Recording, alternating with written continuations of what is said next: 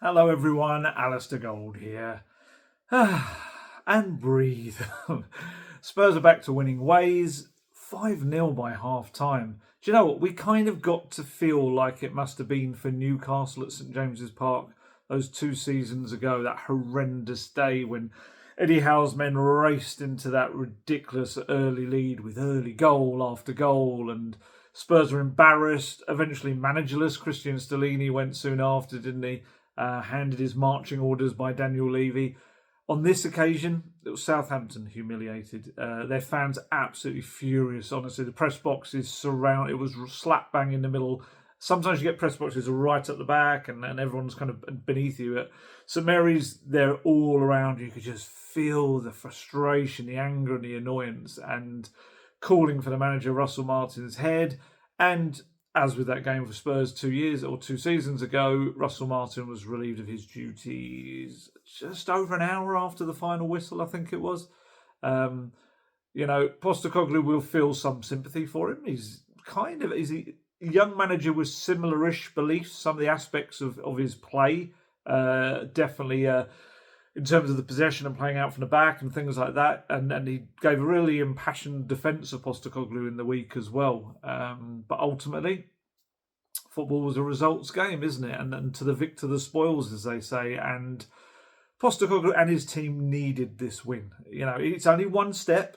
It's definitely only one step. And, it was a team that is struggling, the bottom side in the league. But I think it was the manner of the way they ripped them apart constantly, which just reminded these players, this football can bring stuff like that. It's going to bring a lot of goals. It's going to bring a lot of chances if you do it right, if you're brave. And there were quite a few players within the team yesterday and last night that played with that bravery, that it needs to be present in the Postecoglou way. There's loads for us to chat about in this as well, with bits and pieces on the pitch, bits and pieces off the pitch. And it was such a convincing win that he was able to take his captain Sonny off at half time after Sonny really showed more of his old self, which was great. He does like scoring against Southampton. It seems to be a thing, doesn't it? And just the second half was... I've seen a couple of people complaining about the second half. I just think it was clear what was going to happen, that the players were going to run out of gas a little bit because they're tired, a lot of them. And also you had a couple of players who both did very well, making their full Premier League debut, first Tottenham starts in the Premier League. And they were naturally, with the lack of minutes under their belts, were going to tire as the game wore on as well. And there's reason for that second half. There was no need. Even Postecoglou, who demands of his teams that they're utterly relentless, keep going to the final whistle, even in the second half, he was not screaming and shouting, which he often does at them in the second half to push on and do certain things. You could see he's like, you've earned a bit of a rest here. And bearing in mind there's a big cup quarter final on Thursday night, it was absolutely understandable. It was... Also, I think, while he played down the need for it, I think it would have been very heartening on a human level. As a person, I think is the way that he describes it sometimes, to hear Postecoglou, his name being sung loudly throughout the game. There were a lot of occasions, maybe 3-4 times the entire travelling Tottenham faithful was singing his name. They did it in Glasgow, to be fair, a couple of times in midweek as well. And it created this strange juxtaposition of the Spurs fans clearly backing Postecoglou, singing his name, while also being chants around Daniel Levy, the chairman, and not backing him and wanting him to be out of the club. And there's a couple of chants that are doing the rounds at the moment. It's kind of rare, I was thinking about this, for Spurs to be in a position where the manager has still got most of the fans mainly behind him. I know there's pockets certainly on social media, and there was the anger after the Bournemouth game as well with the way that game went. But on the whole, I'm pretty sure if I was to do a poll right now, I'm not, because it's one of those where you kind of do that and you are essentially saying, oh, they're in trouble. And that definitely doesn't seem to be the case coming out of Tottenham and everything we're hearing. But if I were to do a poll, I'm pretty certain it would be like some of the other ones I've seen, which would probably be 80-20 behind Ange, 70-30 at the worst for him. And look, I'm sure people in comments will say, no, everyone wants him out. But that's the general sense I get from seeing across. And also, if you've got the travelling Spurs who are the hardcore, go every week, regardless of how many miles and silly conditions they're going to get through, and they're singing the manager's name, it's normally a good indicator. But it's strange this period, going back to my original point, that it kind of feels like Spurs fans are mostly behind Postecoglou and the manager, but yet Daniel Levy is getting the chance that he probably gets every 18 months or so, such is life at Tottenham. Normally the manager's kind of wrapped up in all of it, and that I think gives Daniel Levy this out, doesn't it, I suppose, that, well, okay, the manager's not doing it as well, we'll change the manager, and then that gives this little period of serenity and hope, I guess, that the new man's going to fix everything and make everything magically fine. But this isn't this situation right now. And that kind of showed, and it's a strange one. I think in the main, the Spurs fans can see what Postecoglou is trying to do. He's trying to create this very different version of the club. We cannot stress enough. The current iteration of Tottenham Hotspur has not worked for a long time. They haven't won a league title in 60 plus years. The last trophy we know hasn't been there since 2008. And just generally competing on a consistent level has just not been there, other than 2 to 3 years under Poch. So, yeah, he is trying to create something different. And you look at the ridiculousness of the Premier League table right now. Spurs are a goal off being the top goal scorers in the Premier League. I think they've got 36 goals, is it? 36, 35. Only 2 teams have conceded fewer goals than Spurs in the Premier League this season. That's a weird stat for a lot of people that kind of want to be angry about Spurs being open. And look, they are open at times. I do think a lot of the offside decisions make it look like they're even more open than they are, because they've kept their line. They did that a few times yesterday really well. But only 2 teams have conceded fewer goals than Spurs in the Premier League. And Spurs have the 3rd best goal difference in the entire Premier League. Yet, the inconsistency of the results, particularly this little bunch that we've had in this really injury-hit spell, have meant that the numbers that we've just spoken about are not translating into a league position. They've got this ridiculous... I've got it here. It is mad when you look at the... where are we? So, 7 wins, 2 draws, 7 defeats. Yet they've scored 36 goals and conceded 19 with a goal difference of 17. It's just mad. And it kind of just shows you that when they're on it, they're absolutely fine and they destroy teams, and we've had a lot of heavy wins for Spurs, but when they're off it, they have these little annoying, frustrating, narrow defeats. And they've just got to push those away from that and into the column of even draws from those would have been I think this is the thing, there's a lot of teams down there that have drawn a fair few games, but Spurs are pretty much all or nothing. Sorry to bring that up again, that horrible phrase. But it's true. They're not... they are. They're either winning games comfortably or they're faltering to a kind of a iffy, narrow defeat, really. So, yeah, if he can just sort that, I do think a lot of it is having the players back. They had 10 players unavailable, he said yesterday, which is just mad. And any squad in that league, you take 10 of them out, a lot of them the key players, you're going to struggle for consistency. Of course you are. But yeah, going back to the chants and everything, it's going to be fascinating to see what kind of Daniel Levy and the club's board and the hierarchy, whatever you want to call them, do in this situation. Because there is no usual out, like I said, of just a manager clearly comes to the end of his time at the club, let's get rid of him. That's not there. Certainly not at the moment anyway. And like I said, the noise is coming out of the club that Postecoglou is going to be backed and supported.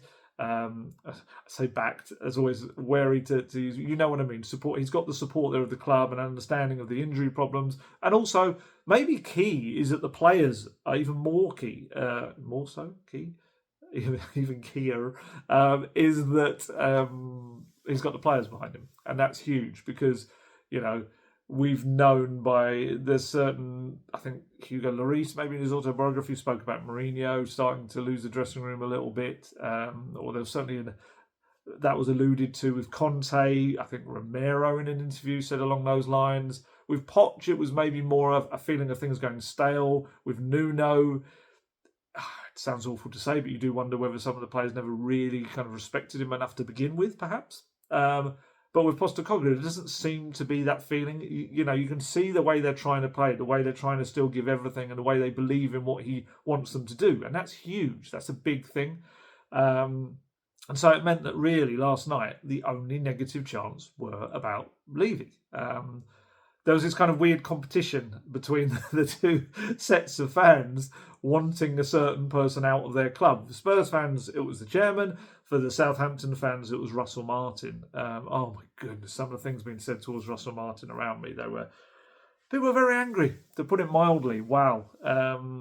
Yeah, they were furious. I saw at the end someone threw their scarf onto the advertising hoarding kind of near the dugout, and yeah, and I mean, he's now gone. It's such a cruel kind of game, isn't it? You know, he's brought this lovely football to the club, got them up into the Premier League, and then the next season things have not gone right, and all of that's kind of ripped up and almost forgotten. It's just a shame the way football works, especially you find for managers that get clubs promoted. So we had this weird competition off the pitch between them, the fans, and it's a weird time among the fans of Spurs right now. I've noticed 2 or 3 quite proactive Spurs fan kind of campaign groups. I don't know if that's the best way to describe them. These kind of people, individuals, groups, whatever you want to call them, that have made this real concerted effort to try and improve the atmosphere around Spurs home games.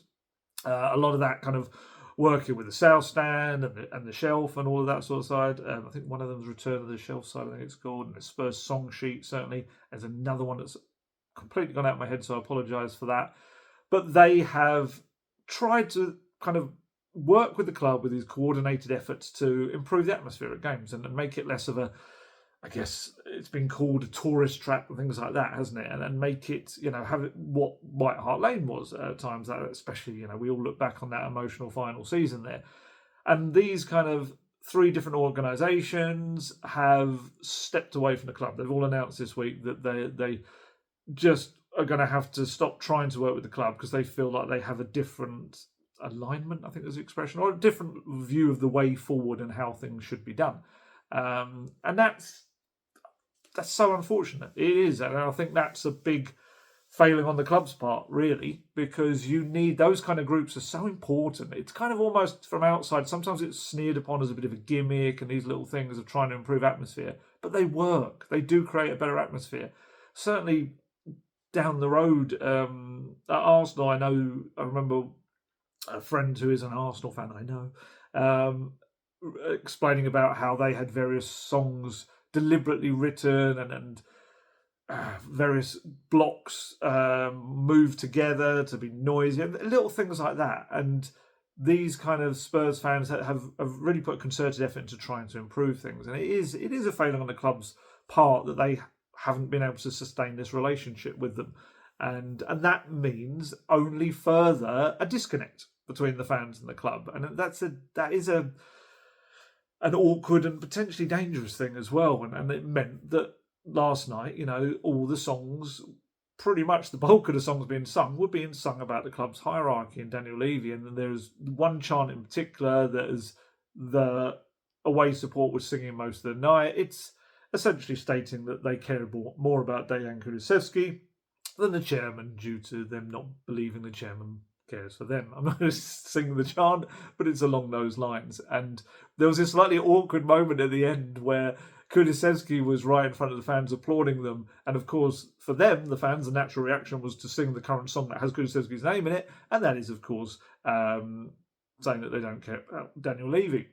And yeah, so you had Kulusevski applauding that, but clearly not applauding the fans for kind of backing him and all this sort of stuff. And that tune, I think, is going to stick around a little bit. It's kind of, it is a tune that sticks in your head. And I'm not going to lie, there was definitely a few journalists that you could hear humming it during waiting for the press conference to start and writing about the press conference afterwards. So it's going to be one of those that I think is going to stick around because, yeah, it's like I said, it's the tune that sticks in your head. So this is the problem. If you're not working with the people that create the songs that kind of get the atmosphere going in a positive way, maybe those people are going to put their creative abilities towards ones that are going to be less helpful for the club's hierarchy anyway. So that was interesting. That was certainly interesting, sitting there typing up stuff and hearing people around me humming it.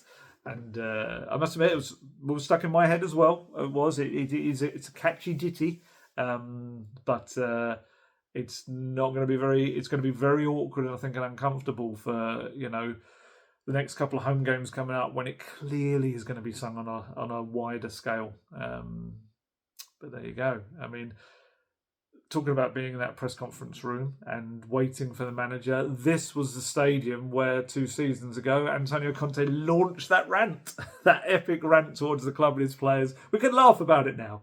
In the moment, it was like, what? As we were trying to write everything about it. That's still... People ask me what my kind of best press conference moments were. As apocalyptic and explosive as it was, it's probably that night at the at St Mary's, because I've never seen a manager explode like. And we know he's an emotional guy, and we had a few where he was a little bit like that, but this was like, whoa. And it's just weird that 2 seasons later we're back there, and there was a possibility if Spurs had completely messed up the game that Postecoglou could have been in a lot more trouble, and we might have ended up having some kind of press conference that was a little bit iffy. But as it was completely different, because as I said, the fans were backing him, chanting his name. But he played that down. The one thing you'll get with Postecoglou, on the whole, occasionally he slips, but mostly he's quite even-handed. Whether Spurs win or lose, he keeps quite a calm to what he says. And while he kind of made a big point after the Bournemouth game, after getting some shouts and a bit of unpleasant abuse as well from certain members of that away crowd, not all, just certain ones, he didn't kind of go over the top about that, and likewise he didn't go over the top about them singing his name in this game. He said, I'm trying to separate me and my feelings from what we're trying to do here. Like I said after the Bournemouth game, the ones that travel are obviously very hardcore. They support this club and they were disappointed with that. They made the trip tonight and would have enjoyed particularly the first 45 minutes. They didn't get to see any goals close up in the second half, unfortunately. I said on Friday that nothing changes in me. I still have the same resolve and determination to make sure that we become the football club and football team we want to be. Tonight was about the players, and I thought their efforts were unbelievable. Sorry, I was just looking at some little Sonny quotes, but I don't think it's anything else that I haven't heard. So we had this weird contest off the pitch with the 2 fans trying to chant the loudest about the people they wanted out of their football club. And on the pitch, it wasn't really a contest. It was the old cliche, men against boys and all this sort of stuff. Southampton just buried in a flood of goals. It started 36 seconds in. I was hoping for a fast start. I said that to a couple of journalists. It was like, that would be really key, because you knew with the way that Southampton fans are about the manager, or were about the manager, if you could knock the mood inside the stadium immediately, it would become quite a fragile atmosphere. And so it was. Exactly what it was. I'm saying it was my master plan, and I think I'm sure that was exactly what Spurs wanted to do. Jed Spence, the returning Jed Spence, wriggled away, didn't he? It was a really good, strong, powerful run. Got through the middle of the pitch. Plays a beautiful ball around the defender into Maddison's path. That's any other creative player, and you're kind of, everyone's raving about it. It was a terrific pass, and Maddison clinically through the keeper's legs and into the net. 12 minutes in, it's 2-0. Sonny smashes home really confidently. It's going back to that kind of, that's when he's in his groove, isn't it? When he's not thinking about it, he's just smashing that ball first time. Nice finish.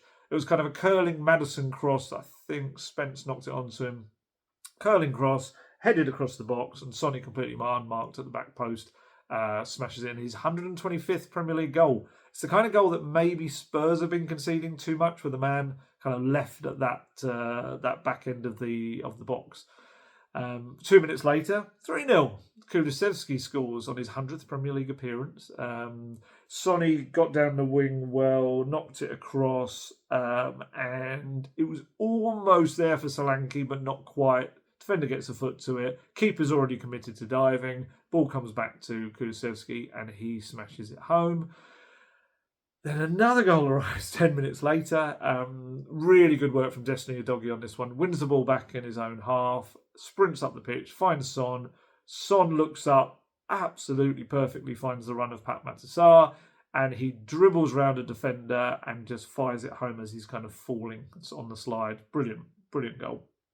Udogie went off shortly after.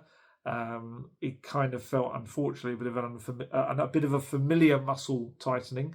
I asked Postecoglou after the game about it, and fingers crossed it might not be too bad. He said, we'll see how it is. He felt a bit tight in his quad. You might remember he had quad surgery in the summer, didn't he? Quadriceps. To be fair, he wanted to continue, but we can't take any risks at the moment. So we took him off with Sonny at half time. I don't think it's anything significant at this stage and more precautionary. So hopefully that's the case. Even when he went off, there was a fifth and final goal of the night, which came just before the break, which was again a lovely goal. Sonny hits this beautiful, clever ball with the outside of his foot into the path of Maddison. Maddison runs towards the touchline, suddenly stops, turns on a sixpence and curls a lovely shot. I don't know why I went really high. I was very excited by it. Turns and curls this shot into the top right corner of the goal. Pretty much the only place it could possibly go. It was the first time that Spurs have ever scored 5 goals in the first half of a Premier League game, apparently. And yeah, I mean, Southampton were absolutely shell-shocked. The fans were furious. There was a load of them left the ground at that point. Quite a few went down early to go and start getting pies and drinks or whatever from downstairs. I think was it TNT Sports? I can't remember who was showing it, but we could see on our little monitors aerial footage, drone footage, I presume, of fans leaving the stadium and heading off home. I can understand that, 5-0 down. It's very difficult to kind of have the energy to continue watching them, I guess. Even I saw Sonny go over and console Kyle Walker-Peters on the pitch at half-time. It's blown away. They were. And Sonny, actually, should state he is now Tottenham's record assist provider in the Premier League era with 68 assists. He's eclipsed Darren Anderton. Spurs, they use this image. I don't know if it's an AI image or someone created it themselves of, I think it is essentially Anderton shaking hands with Sonny. Anderton looks like Adama Traore. He's got this incredible build. Darren Anderton was quite a skinny chap in his playing days. He was not he's still keeps himself in good shape right now. But he's certainly not had the bulk of an Adama Traore. I was like, whoa, is that meant to be him? And Sonny didn't return for the second half, as we said, given a rest. Brennan Johnson comes on. And like I said, the second half brought this real inevitable stepping down of the gears. There was no need for Spurs at 5-0 up to absolutely keep flying at them. It was just using energy that they're going to need, and they're so threadbare right now. It made sense. And like I said, Lucas Bergvall and Jed Spence naturally tired as the game wore on. Southampton had a couple of second half opportunities. Mostly Spurs kept them at bay or played them offside. Archie Gray again doing everything possible as an 18-year-old alongside Radu Dragic. I thought they both did well. Radu Dragic showing some lovely he played a lovely couple of balls out to the flank. He's got a very nice Toby Alderweireld-esque crossfield pass in him, I've noticed, that's really kind of coming along nicely. Plays some wild ones, don't get me wrong, but he does does clip in a nice ball or two into the either the winger or the fullback that's on the other side. And Postecoglou, I asked him about the game, and he said, really proud of the players. We obviously had a tough away European fixture on Thursday night. We had 10 first-team players unavailable for a number of reasons today in a squad of 25, and we asked a lot of them to go out there again and dig into their wells of energy. It's not that wells. A couple we put out there hadn't played in ages, haven't started games, so the fact that boys could play with such energy and quality was just outstanding. Really pleased that they get the rewards for it because they deserve it. little thing to mention within that, we were working out before the game it was 9 players unavailable. So for him to say 10, you might have noticed Sergio Reguilón wasn't on the bench. So that would hint perhaps at some kind of issue that meant he couldn't take part in the game, or whether that was an injury thing, whether it was just that it's getting a little bit closer to January window and there's a worry about him maybe getting injured and scuppering any move. I don't know. But certainly I would imagine that's the 10th player.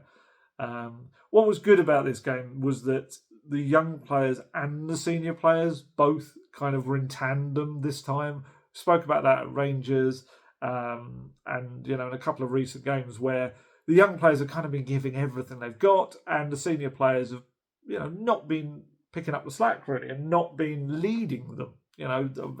Had a few rants, haven't I, about the leaders not leading, and that wasn't the case last night. They had to kind of help guide these young players, and they were young players. You look at the spine of that team, you've got 2 18-year-olds. One, quite interestingly, I forgot to mention this, Gray and Dragoshin swapped sides. Against Rangers, Gray was on the right, but actually this time it was Gray was on the left, Dragoshin on the right. And I wonder whether that was an experience thing, whether that was, although he's still young himself, partnering up a doggy who is used to playing as the left back, alongside the more inexperienced Archie Gray, and Dragoshin, who's more experienced, played at Euros, things like that, playing alongside Jed Spence, who was making his first Premier League start. I wonder whether that was to do with it, rather than having Gray and Spence alongside each other and being a little less, experienced in that as well. So, excuse me, I knew it was going to get me at some point. So, 2 18-year-olds there. Gray and Bergvall right kind of almost in front of each other. That's the base, the core of the spine of your team. And then you've got Spence, who, yes, he's 24, but he is relatively inexperienced, making his Premier League debut, like we say. His first Premier League start. And then even in the second half, you've got a brilliant moment when Alfie Dorrington got to come on the pitch, making his senior debut for the club as well. So add to that Will Lancashire coming on late on, 19-year-old. It meant Spurs became the first club this season to have 4 teenage players in their lineup on the pitch at one time. It just kind of shows you what's having to be done right now. And fair play to everyone that came on or came into the team and did well. Even I thought Alfie Dorrington, when he came on, was very solid, did what was asked of him. Will Lancashire, ran around, tried to put in the kind of effort up top as well. But with the 2 that started, the 2 teenagers, I thought, Gray, I thought was very good again. I'm still getting people in the comments, because I do look at, like I've always say this, social media, I'm not really fussed anymore. I don't really look too much at so many replies you get on social media. But YouTube comments, I always try to look through and look at them all as well. And there's still some comments kind of people not getting the Archie Gray thing and not understanding when I say he's going to be a star. And I think it's just nights like this. I know, again, it's very easy to dismiss Southampton as a poor team, bottom of the table, a team in trouble. But you've kind of not got to get away from the fact that he is 18 years old. He is taking on so many different things and tactical instructions and layers of this Postecoglou system that he's got to kind of, adapt to very quickly. That is difficult for a 25-year-old chuck into that situation, but an 18-year-old in his first year of Premier League football, only his second season really of playing senior professional football, I think he's just a remarkably clever player with an amazing engine. I mean, my goodness. He switched to left back at the end of the game when Jed Spence went off, and he was still doing these lung-busting runs up and down the pitch, and late on got his fantastic sliding touch to knock a ball up in the air and stop Southampton getting a late consolation and keep the clean sheet for Spurs as well. And if you want to show kind of what a dominating presence he was, despite only being 18, nobody touched the ball on that pitch more than Archie Gray last night. 101 touches of it. He was. I thought it was terrific. I thought he was. You could argue about whether Southampton gave them enough problems. There's going to be the odd moment as an 18-year-old is going to make a mistake, but I just can't wait to get to see him in midfield. I know he's kind of essentially played probably more games as a right back or a defender now, but that is only because of his age. He is going to be a sensational midfielder. And I mean, He had Lucas Bergvall as well. This was an important next step for him in his development because, he had that tough night in Istanbul. And what he's done is exactly what Postecoglou and everyone wanted from him. He's learnt from that. It's almost like some kind of Terminator robot figure that has computed everything that went wrong that night and assimilated all of that, adapted to it, and learnt from it, and has taken that into his programming. And every performance since that night in Galatasaray has got better and better and better. And then he was rewarded with this start, and he did really well. He's a very calm head on the ball. He's very composed, and he's very brave. I spoke at the top of this about the brave players and what they do with the ball. Bergvall is right up there on this. We've spoken so many times about Basuma and Bentancur coming back and receiving the ball from the defence in tight spots and looking to either spin it out to the flanks, or if they feel like the player behind them is anticipating that, spinning themselves and taking the ball away. And Bergvall had no hesitation in doing that so much, despite the fact that, he hasn't had a lot of minutes. He was meant to start on Thursday night, but couldn't because he was ill. Still came on and played very well when he came on the pitch. And yeah, I thought he did really, really well last night. And that was a massive kind of pat on the back for everything he's done, but also a big signal now to Postecoglou that he can trust him in a Premier League game to play in the centre of his midfield in the kind of hub. They took turns, really. He, Sarr and Maddison were all at times coming back and getting the ball, but it was mainly Bergvall in that number 6. And it's quite interestingly because the way you see Gray burst up a pitch and his eye for a pass when he gets to the final kind of stages of the pitch, I think the assumption was always going to be that Gray would end up being a number 6 and Bergvall would be an 8/10. Who knows? They're both so adaptable and talented and versatile. Could end up being the other way around. We could end up with Lucas Bergvall as the number 6 in the Spurs midfield, and we could end up as Archie Gray as a rampaging number 8 in the future. That's what Postecoglou wants. As he once told us, I think it was about Bentancur, there are no 6s or 8s. That's something from Ghostbusters. There is only Zool. It's just I've put myself off by doing a random movie reference.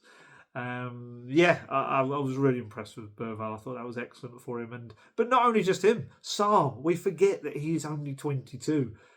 He was dominant throughout. He only turned 22 a couple of months back as well. I think it was September. That goal was just a player with an immense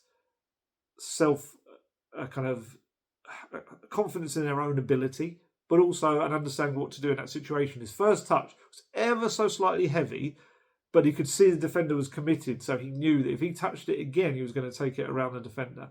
And that means it's 4 goals and 2 assists for him already at this stage of the season. That's development, that's progression. He also won the ball back as well to set Spurs away for the 5th goal. So when people, I think it was maybe under the last video, someone asked me, but who's Postecoglou actually improved? It's a standard question you always get when things aren't going well for a team.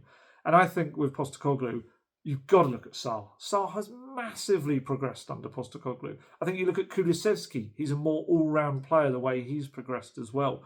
You look at the adaptation to the Premier League of players like Gray and Bergvall and how they've kind of come along. I mean, I know it's only a couple of games we've had and there's definitely question marks over the amount he's been used, but you can even say that Spence has kind of come along under Postecoglou and he's now able to be in this position where he's starting games when the previous managers were not trusting him, or previous manager. There's so many you can kind of look in that team and the adaptations of Vicario, Van de Ven, in coming into the Premier League and how they've grown under Postecoglou as well. And Brennan Johnson as a goal scorer. Yes, the rest of his game still needs work. Of course, he is only 22, 23 years old as well. But as a goal scorer, so I think it's a very kind of easy blasé thing to say about, but who's actually improved under him? And it always comes during a bad run. But when you kind of step back and look at it, you can kind of see the players that he and his coaches have worked with and really improved and progressed and developed. That's the thing. There's a lot of young players. They're going to go through peaks and troughs. That's the whole thing. And Sarr, I just feel like he is... I've always kind of said, and we all have about Sarr, that he's going to develop into this. He's got such a high ceiling, if he has a ceiling at all, as Postecoglou likes to say. He was like a rash all over Southampton last night. They were like, get off. He won 3 of his tackles, 4 interceptions, 6 ball recoveries, 2 successful dribbles, 95% pass success rate, created 2 chances, played 7 passes into the final third, and won 5 of his 7 ground duels. It's like, complete performance? Yes. It really was a bit of everything in one display. I thought he was superb. And then there was Jed Spence. This was exactly what he needed, just to show what he can bring to the table. It's mad, but this was his first start for Tottenham. 881 days, apparently, after he arrived at the club. That's mad. That's absolutely mad. I'm sure there's other factors to that. I'm sure it's not as simple as we'd like to believe it, of that, why isn't he playing? He should have played. I'm sure Jed will admit himself, maybe, that there's been points over the last couple of seasons where maybe he hasn't given everything he possibly could. That certainly has been said by, or hinted at by, some of his loan managers. And Postecoglou made a big point this season of saying that he was really had shown what he could be, and had felt that he had learnt a lot from those experiences as well. But yet still, we didn't see him getting minutes. And again, whether that was something that Postecoglou was or wasn't seeing on the training pitch, we don't know. But a game like this is the perfect indicator. Probably a confidence boost for Spence as well, to say, okay, I've worked hard, I've got this chance, and I've shown you what I can do, and I'm going to keep doing this because this is clearly good for me. But also for Postecoglou, that he can work within his system and work well. I thought he had a good. It kind of set the tone from the very first whistle. You might remember, I always go back to it as well. Japhet Tanganga, I think it was under Nuno, made a tackle. I can't remember who it was on, maybe Grealish. I can't remember who it was, but it made a tackle against Man City. Remember Spurs won 1-0 on the opening day against City. And Japhet Tanganga crunching into this challenge set the entire tone for the rest of the game. And it was a little bit like that with Jed Spence last night. Him showing belief in his own ability, the strength to run, and the lovely assist, it just kind of set the tone for the whole night. What probably was about 30 seconds in by that point. And he was quite tidy. It wasn't just his attacking kind of surging runs. He defended quite nicely, neatly, tidily. All of his 3 tackles were successful. Made 1 interception, 1 recovery of the ball, 2 clearances with his feet, 2 with his head. He was quite good in the air. He's quite a tall chap, but I wouldn't always say I kind of associate it with his defensive heading ability, but he did well. He's still going to have to learn. Of course he is. He's not defensively the best in the world, but he is still young. I mean, he and I think Poro's 25 now. They're roughly the same age. Both of them are kind of fullbacks, as is Destiny Udogie. There's more to the defensive side of that game they've clearly got to work on as well. Of course, got an assist. Got 2 pre-assists, if you're into that sort of thing, for the second and 5th goals, in terms of he was the person that played the pass before the final pass. And I asked Postecoglou after the game, what did he make of his 2 players making their full Premier League debuts? And he said they were great. Lucas is growing all the time, but he's 18. Archie is 18. How many Premier League clubs are going to start 2 18-year-olds in their lineup? Which is a fair point. Jed has had to bide his time. To be fair, it's the one area of the pitch where we've had cover this year with Archie playing at right back, so he's had to be patient. Could maybe argue with that because they haven't had the cover at left back where Jed can also play as well. And obviously we've had the issue with the Europa League squad and him not being in it. It's a testament to him and the coaches who have worked with him in training that he could come on today. We needed him for sure, not just to play, but to make an impact, and he did. It's great reward for his patience and perseverance. Both of them didn't get knackered, essentially, like I said. Bergvall was really cramping up. I think it was about the 84th minute. I think it was Alfie Dorrington had to go over and do the old classic lean down on the foot manoeuvre. But that's huge for him, I think. He ended up playing the full game and getting that under his belt, I think will serve him very well going forward. Spence took off on 77 minutes, I think it was, and watching him after coming back from applauding the fans, he was limping very, very heavily. Hopefully, again, fingers crossed, I'm going to be doing a lot of this in this video, I feel, he yeah, very much. I'm hoping it was just cramp and a bit of stiffness for a guy who's he's gonna be knackered because he just barely played more than 10, 20 minutes at a time. I'm trying to think the most he's played. Man U second half, they got the full 45 minutes. That was like months back now. Coventry 45 as well, but there just has not been enough kind of minutes for him. So I'm hoping that's all that was, because who knows? He could have to go again on Thursday night. If a doggy does need another game out, then it's going to be a big one for him potentially again. Hopefully, I'm saying hopefully a lot in this video as well. Sunday to Thursday gives that little bit more time to recover. It's the Thursday to Sunday that's kind of the killer, isn't it? Especially if you get an earlier kickoff on a Sunday. Maddison. I was watching him having a really long chat with Bergvall after the game. There's a little kind of, I think Bergvall has a lot of respect for Maddison. There was a moment when they were coming away from the fans where you could see Bergvall putting his arm around Maddison's shoulder and like having a bit of a laugh and a joke with him. But there was also a moment where you could see Maddison. It almost seemed like a bit of a post-match kind of pep talk or debrief. I don't know what it was, but he was probably seemed to be going through stuff and gesturing with him. And he actually said after the game as well that he'd spoken to Spence before kickoff. He said he's been patient. He's a great lad. I said to him before, and Jed is quite a laid-back character anyway, so I don't think I needed too much of a pep talk. I just told him before, go and do what you do. And I think in that early moment, he got the ball and managed to rig away like he does, which he's very good at.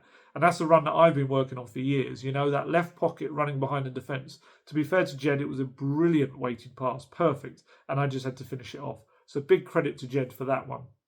And then after the game, it was quite nice. Maddison posed for a photo with Sarr and Bergvall. He was holding his man of the match award. Bergvall, for some reason, was holding like this, the empty case that it used to be in. And he put the caption on Instagram of father and his two sons, which I thought was quite amusing. And it was this was the kind of Maddison that Spurs need more of. A leader, kind of leading the young players on and off the pitch. I was quite critical of him in recent games for not doing that. And this was exactly what kind of we need to see more of from him. I think, if I'm not mistaken, that because he was captain second half. When he went off late on, I think Fraser Forster became the captain. Pretty sure he did as the oldest player on the pitch. But he needed this because after it was pretty quiet display from him at Rangers. Obviously, we had the Postecoglou, Timo Werner criticism after the game, and that's we kind of suspected at the time. Postecoglou admitted it. That was really, yes, it was. Werner was the instrument, as it were, but it was aimed at all of the senior players, really, for the performance that night and in recent games, like Maddison, like Son. And that's why it was important that there was a response. Maddison was the game changer yesterday. He was superb, him and Sonny.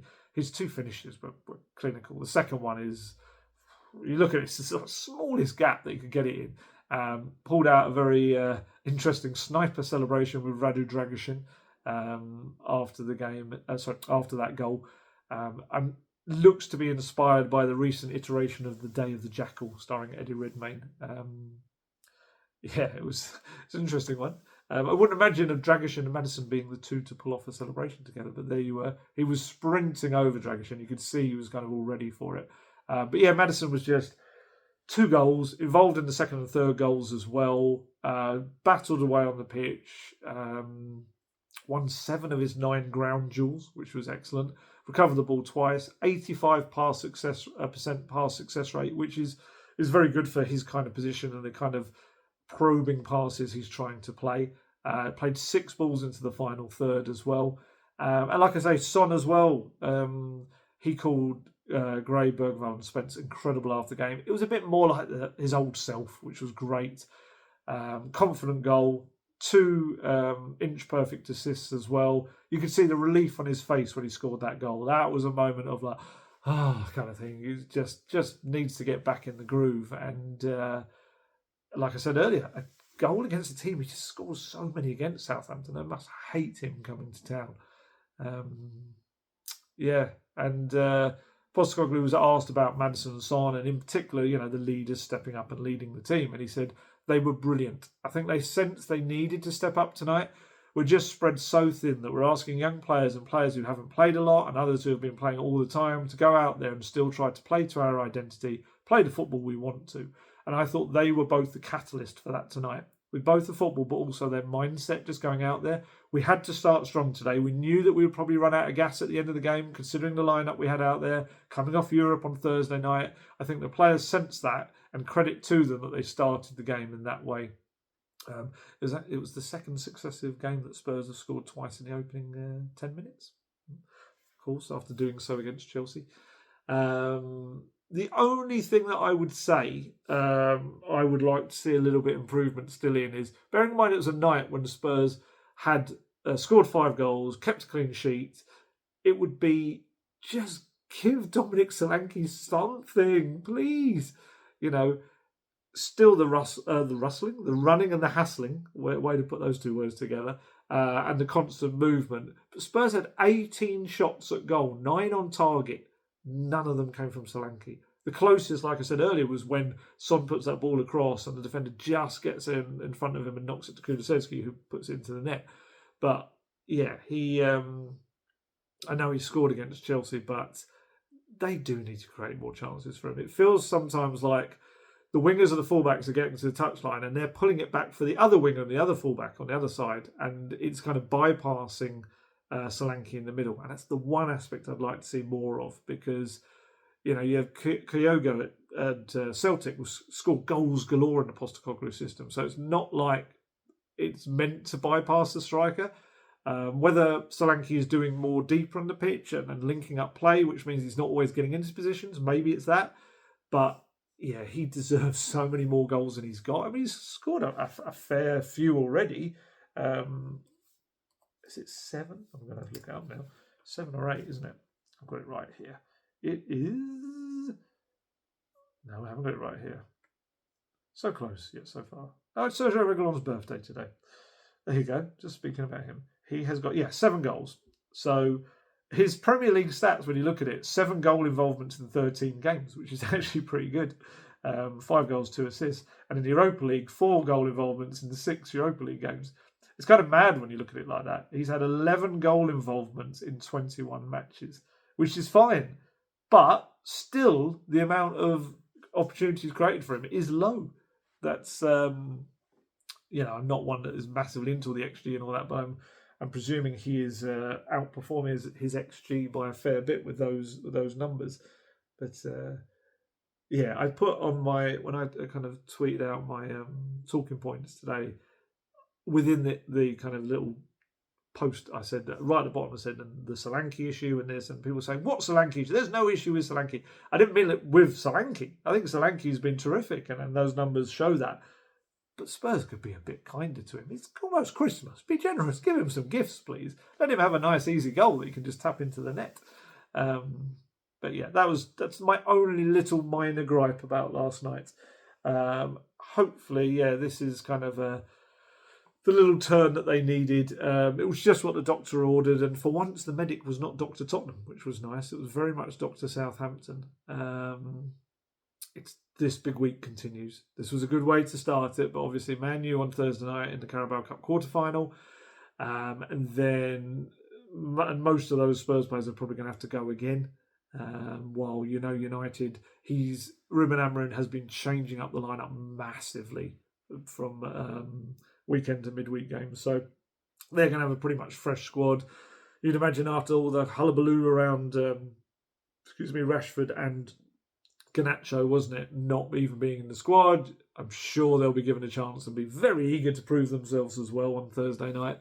So Spurs are going to have to kind of recover as amazingly as possible in the next couple of days, and could potentially see some trying to think changes wise where you could change it. I mean, Porro's going to come in, Spence potentially on the left if a doggy can't play.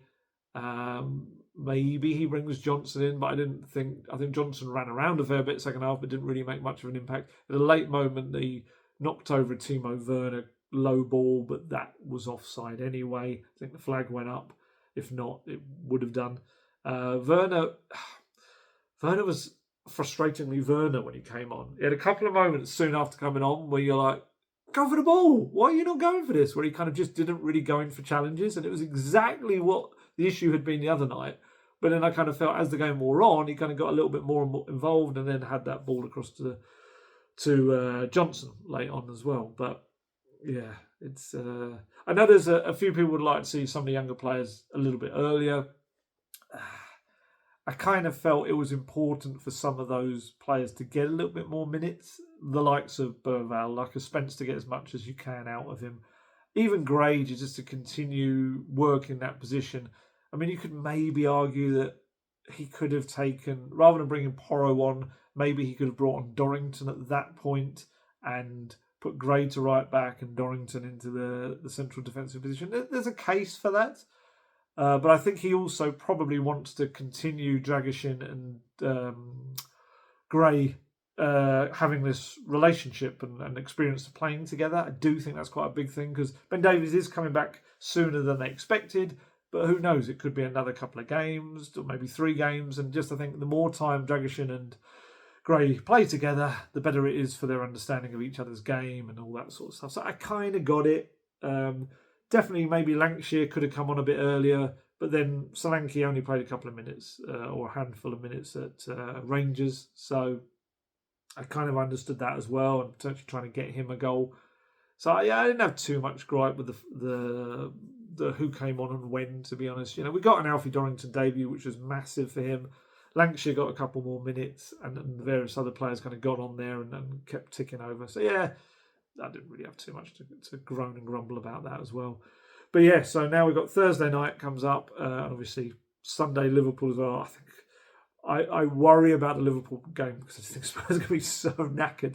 We've got we have to really hear about the Rodrigo Bentancur appeal this week and appealing the length of his sentence punishment. So you might have Bentancur maybe back fresh. I don't know whether it's nothing. I don't think has come in.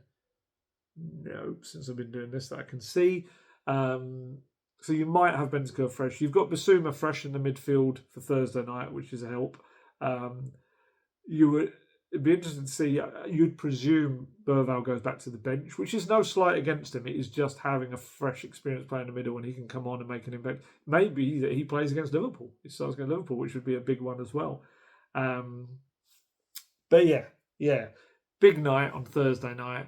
They're going to need that crowd roaring them on because there's going to be some tired legs. They're going to need that kind of uncomfortable atmosphere created. And look, there's going to be the chants about Levy. The Kulusevski chant with Levy is going to be there. There's a Romero one as well. They're going to be heard on a bigger scale, like I said. But it is also essential that, regardless of that, alongside that, whatever that has to be done, if that's chosen to be done, there's got to be massive backing for the team as well. I'm saying this with the full understanding and knowledge that will happen anyway. But like I say, it's about tired players. They're going to need that extra 1%, could be from the crowd just pushing them on, because they've got to go to the limit and beyond, to infinity and beyond. If Spurs can come through these 2 games with a win, I think that's a big set of days for them. So if they could get into the semi-final of the Carabao Cup, would be just something to kind of move on to in terms of trophy. I know it's not the trophy, but it's kind of progress on recent seasons and getting on and getting there. And yeah, it's what I'd even maybe forgive them a tough day on Sunday if they could get through the next couple of games. So get this game as well with a win. Because United picked up a terrific result at City. Late fight back, but they're still very much a team in transition right now under Amorim as well. And are equally capable of being horrendous as they are good. Sounds familiar, doesn't it? So this game could go either way, and Spurs are going to need everything they've got in their legs and from the crowd as well. So like I said, step in the right direction, but it is just one step at the moment. It needs to be the start of something a little bit bigger rather than just a little blip in a couple of games. Can you have a positive blip? Because look, if they can start building some momentum at this time when they've got 10 players unavailable, those players are going to start returning now in the weeks ahead, and 2025 could suddenly be a lot brighter. They've just got to get that momentum going, really. So there you go. I think that's everything, really. That's everything I want to kind of fit into this one. I've got a funny week actually coming up. I'm off other than the matches. So I'm not covering the press conference. I might be covering the Christmas Eve press conference to save poor Guesty having to come all the way down from up north on Christmas Eve. But other than that, I'm pretty much just working the match days, just using up holiday days, loo days that haven't been used over the course of the year. So yeah, the next 3-4 games, I'm very much not working around them, but I am covering the games. So that's kind of what I like to do. Mrs. Gold is very understanding of that there's no point. I would be watching them anyway in some capacity. I might as well go there and watch them, especially as 3 out of the 4 coming up are at home as well. And even Forest isn't a particularly long drive either on Boxing Day. Being married to a sports reporter I've been a journalist for 21 years, a sports reporter for about 17 of those. When you're married to a sports reporter, you're very understanding, or a family member, you're very understanding. Boxing days and bank holidays, they do not exist. You're pretty much always going to be working. So yes, I do like the Christmas game, to be honest. I'm sure the players are a little bit more knackered and not massively fan of it, especially if they come from countries where they don't play at Christmas. But I always enjoy the kind of the festive nature of it. But that's all to come. We'll get there. It feels like there's going to be videos galore at the moment because there's matches galore. Honestly, my talking points that I put out this morning, I was talking about, I kept referring to Thursday night rather than last night being Sunday night. It's because there's so many games and they come in such quick succession that we don't even know where we are half the time. So, yeah, a lot of videos, but hopefully, people still watching them, so that's good. And there will be another one probably on Friday, I would imagine, after a late Thursday night. So fingers crossed for the third time, make it a hat trick, that it's a good night for Spurs and we have a little bit of a cup joy and get through to those semi-finals, because that would be brilliant. Right, time to head off and enjoy the rest of this day off. Hopefully you will enjoy your weeks as well, and we've got plenty of positive stuff to talk about the next time we reconvene. So yeah, as always, stay healthy, stay safe, look after yourselves. I shall catch you later. Goodbye.